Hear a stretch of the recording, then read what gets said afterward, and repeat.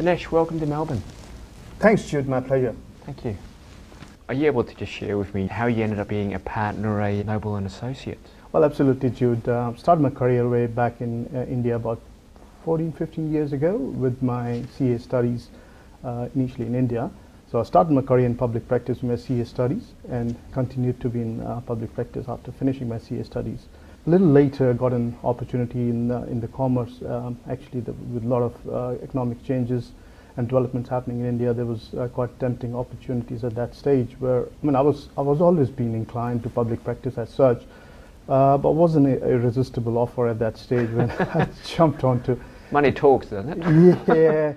Yeah, So I jumped onto commerce at that stage and worked very well for me because I got a lot of exposure in commerce, rising up to a level of the chief financial officer of a company which was listed in the public stock exchange in India. And before I decided to move to Australia, and so decided to move back to public practice actually, had to do my CPA studies over here. So Sure. Finished training with the CPA. I got a few exemptions in terms of writing the few units. Started in public practice again, and then I started my expertise over in Australian tax as well. Okay. So tried to specialize since then in the taxation here. And eventually moved to a partner role recently, a couple of years ago. So Very good. with Noble and Associates. If we just take a step back, what were the drivers for you to re-enter public practice?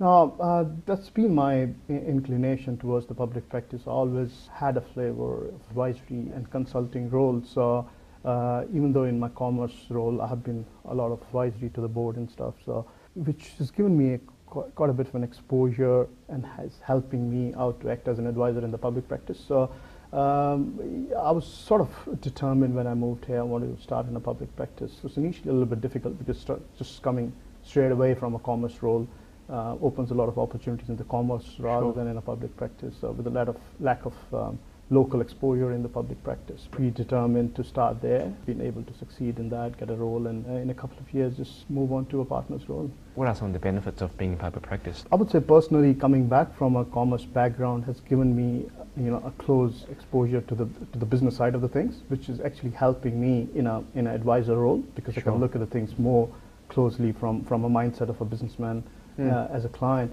So, as advantages of public practice, I think there's a lot of grooming and overall balanced development in a public practice role. I find it quite satisfying and rewarding when you're sort of in a public practice, looking at the things more broadly rather than just being focused on a very narrow approach sometimes.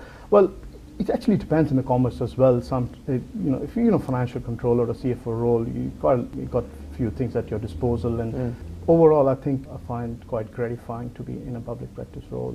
Excellent. What was your proudest moment in terms of your career achievement, being a practitioner in public practice and an owner of a business too? Well, success is always a state of mind as such, and I define normally success with satisfaction. So having exposed myself both in commerce and public practice and then settling back again in the public practice, soon reaching a partner's role again in Australia, it's been quite rewarding for me, and I feel quite satisfied to have achieved that pretty soon after migrating to Australia, after a few initial hiccups as such, I would say. And being involved with various session forums and Sure. being on CPA Public Practice Community Champion and sitting here front of you, just being interviewed for being an inspiration for the new practitioners, I think is quite satisfactory for me. Well done, Dinesh. In terms of your area of specialisation, which is taxation services, where do you see the taxation landscape landing? Well, there's a lot of revolution happening in the compliance industry as such within the taxation area. Well, it's quite broader when we look at the taxation aspect. Apart from the compliance, there's a lot of advisory work associated with it. But if I look at the compliance side of things, which is more prevalent in the small to medium accounting firms, Sure. it's quite challenging, especially with the new cloud environment coming up. Sure. The technology is really sort of putting a pressure on the small and medium accounting firms. With the introduction of standard business reporting, the government heading towards more simplifying the compliance industry, especially the personal and the small business tax returns. So. Sure. I see compliance becoming a commodity in the near future, which is going to be a real pressure on the revenue of the small firms, especially if they are sort of dependent on on the small and personal business tax returns. So Okay. they need to reorient themselves and move a little bit more towards advisory, I would say, to have a sustenance in the future. Of course, the accounting firms which are heading towards all those changes, they're changing their attitude and are becoming more proactive in other services. Pretty much the clients demand additional services from their advisor, and with various stats and surveys, accountants are still considered the best trusted advisor for the clients. So really needs to open up in providing the associated service around the taxation. Okay. Pure reliance on the compliance would be a challenging task. Because what I'm hearing, if I'm hearing you correctly, you're saying that perhaps it's appropriate time now to perhaps embrace some of the challenges we're facing. You're talking about perhaps the commoditisation of compliance services, Exactly. if I heard you correctly, and then to branch out and to look for that value add. Exactly. To supplement the perhaps Well, lost revenue. Yeah, exactly. The technology around accounting these days is really making it challenging and bringing efficiencies in the compliance operations. A lot of cloud environments, just simplifying the whole process of compliance as such from the client side and from And the has that practitioner. worked for your client base in terms of cloud computing? Is that what you're doing at your firm? We actually started our own cloud-based environment Okay. a couple of years ago, before the products coming in the market as such. So we host a small cloud environment which actually helps our clients to load their data files on our Sure. servers and provide a real value-added services onto their data files. So that's been working very well for them. So we've been tuned to that change already. Okay. That's a good of a preparation for us heading towards the future and facing those challenges. Okay. Whilst we're on the technology front, so would it be fair to say that your firms may have also embraced the whole social media networking? Is your firm embracing that, or are you personally embracing that? And do you see the need to embrace that in order to remain relevant to not only your staff, but to some of your perhaps younger clients? Well, I would say yes, but not on a very extensive scale at this stage. Okay. Of course, the social media is the talk of the day at the moment. And one of the challenges with the social media, especially with the professional firms or the accounting firms, is the time factor. As a service industry, we basically sell time. How much time that justifies the overall social media is a bit of a challenge, but Okay. definitely there are advantages with the younger generation and Sure. with the new face of the client. It's, of course, they need a presence over there.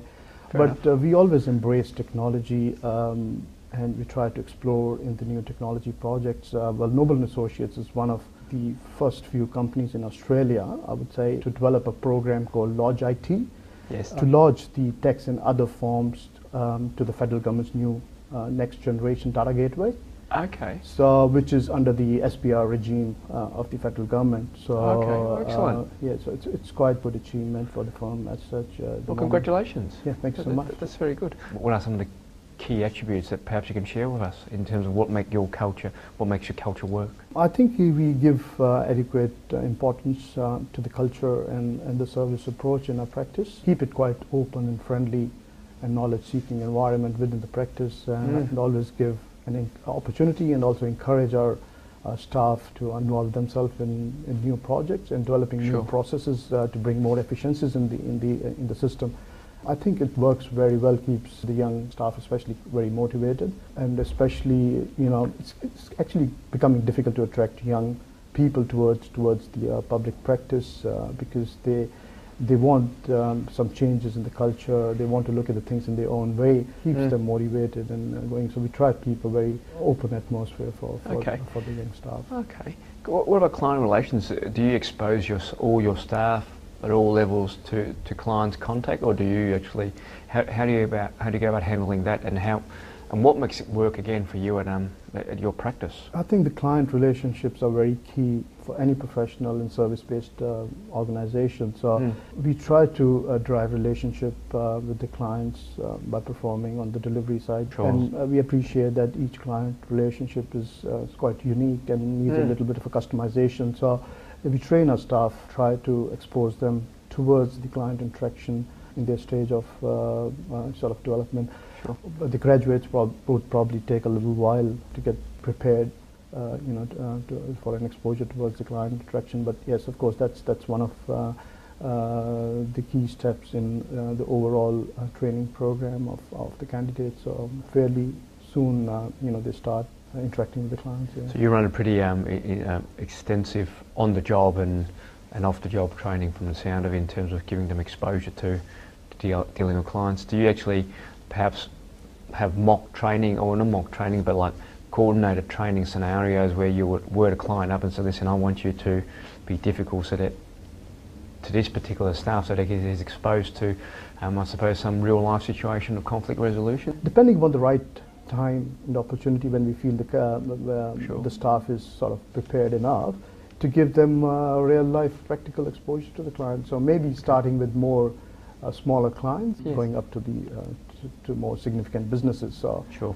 Thought leadership is something that I always go on about. I'm still trying to work it through. I like to think that I've got some idea. My view of it is that where we are today, we need to perhaps have our mind thinking 12 months ahead relative to some of the possible issues. Do you see that as being an important part of being a business owner as a puppet practitioner?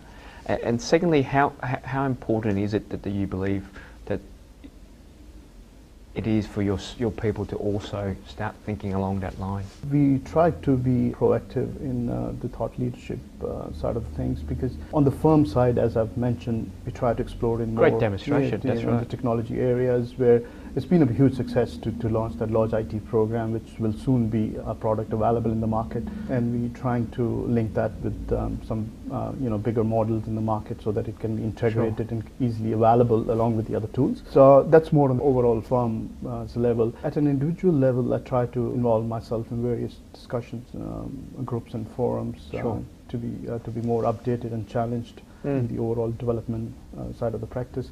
And one of the good achievements was I've been involved with the Perth chapter of the Institute of Chartered Accountants here, being a CA member back in India as well. So we try to promote that chapter here in Perth as well, to help the new migrants settling down in the profession, and helping them to keep up to date with the knowledge and their CPD requirements as well. Yes. And lately been involved with the CPA discussion as a public practice community champion. So these are some of the facets where we think we've been sort of trying to be proactive in the thought leadership concept. Dinesh, I understand you in fact played the role of a champion of the CPA online community. How has that been for you? Quite a good platform, I would say. It's a very good initiative by CPA in the public practice area. It's good knowledge sharing platform. Keeps you quite motivated, especially for myself. Sure. Keeps me motivated and looking forward to writing articles. You actually write articles? Yeah, because I'm on the blog side of the things. So it's Okay. basically the forum side of the things and the blog side of the things. So the forum is more regular. It's interesting to look at how people come up with different ideas Yes. in the public practice area from all the diverse backgrounds. So everybody's got their own expertise Okay. in the area. So, and sometimes it's quite friendly in terms of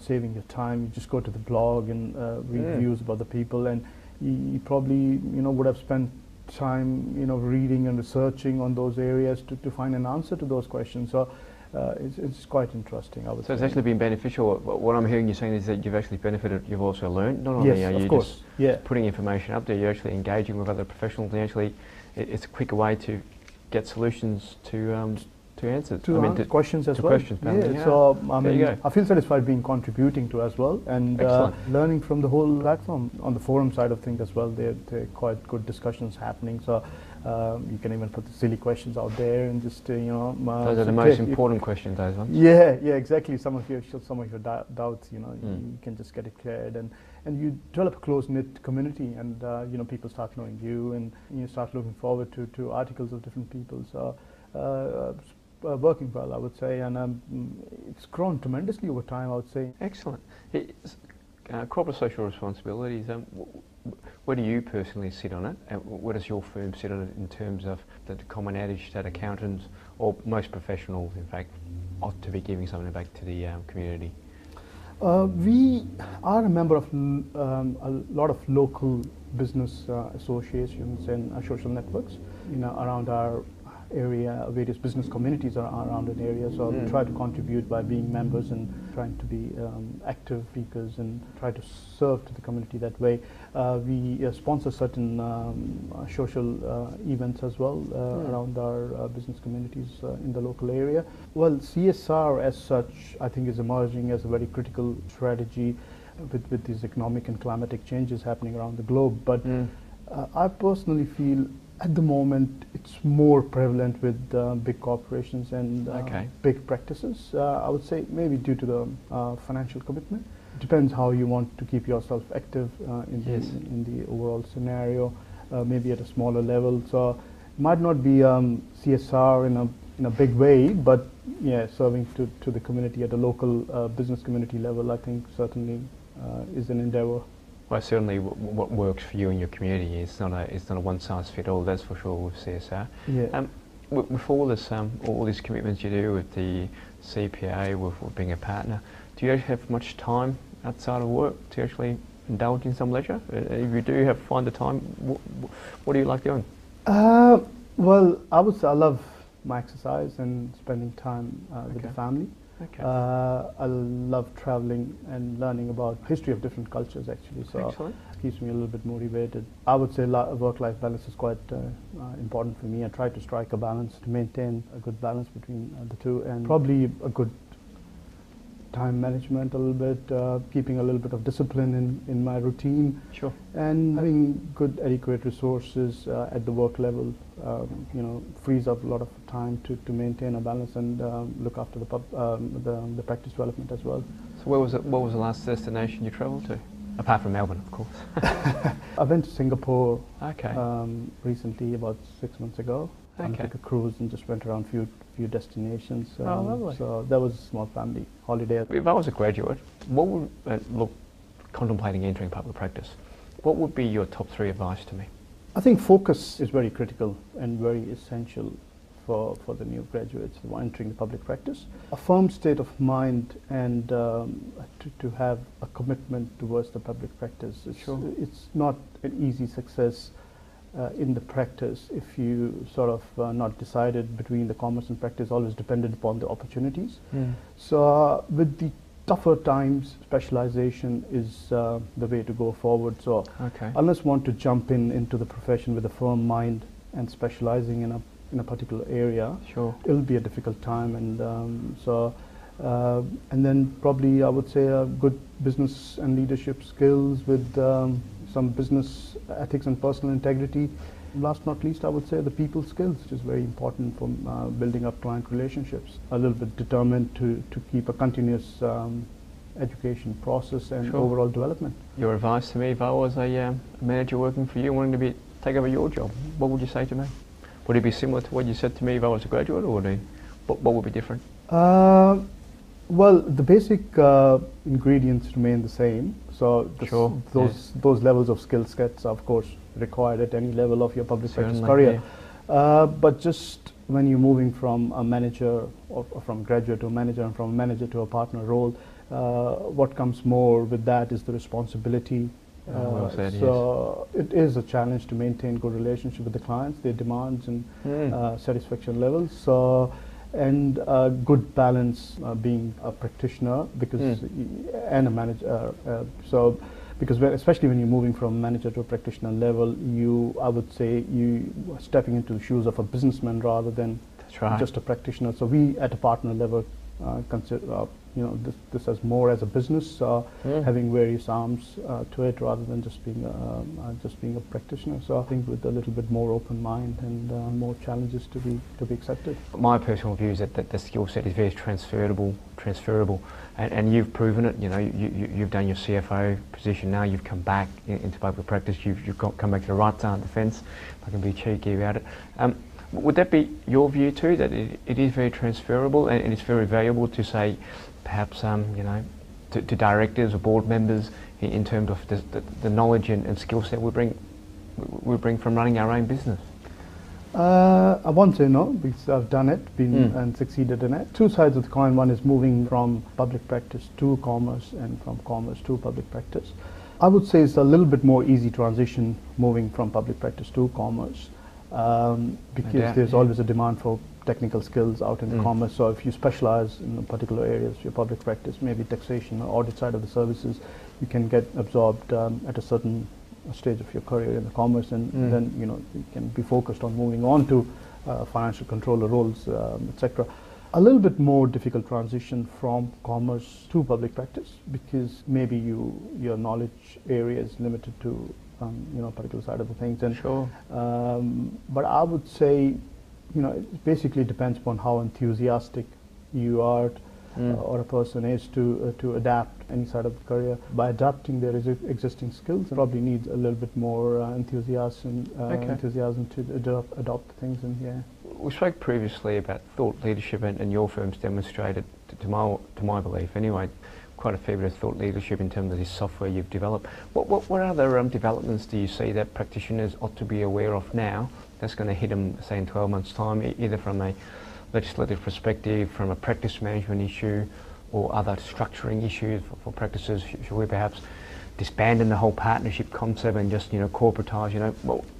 Where do you see perhaps some of the challenges coming from? What might they be? Of course, technology, which is making a lot of changes in the efficiencies and making the compliance as a commodity. The government simplifying the compliance industry, especially in the personal tax return side of the things, and Sure. probably I think will leave lesser firms and larger firms. So there'll be a lot of mergers and acquisitions happening in the accounting industry. So Sure. there'll be a lot of consolidation, I would say. Corporatization is definitely a way forward, because we have a more of a board culture with a CEO appointing who's basically taking faster decisions, rather than a more traditional partnership structure where Sure. decision making is a very slow process. And dedicated focus to marketing, corporate culture becoming more prevalent. You need a dedicated person looking at the marketing, so so that the more time is available with the decision makers or the technical team as such to develop the technical side of the things, and getting an attraction of the young grads towards the practice. Sure. It would be a challenge as well, because they want to look at the things in their own way. They want a culture different to what has been. Yeah, so Gen Y onwards, sort of is a bit of a challenge in the industry. So, but along with that brings some opportunities as well, I would say. Well, compliance sort of becoming tougher. A lot of new services are opening up, especially with the demand of the clients to have additional services being provided by the accountant. So a lot of opportunity for developing new business services around the compliance, which is a good opportunity as well, I would say. Thanks very much, Dinesh. Thanks you for coming in today. Thank you, Jude. My pleasure. Thank you.